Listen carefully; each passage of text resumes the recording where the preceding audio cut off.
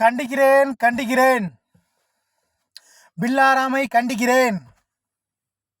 இளம் டிரைவர்களை கெடுக்கும் இந்த பிச்சைக்கார நாயை கைது செய்யும் வரை ஓய மாட்டோம்.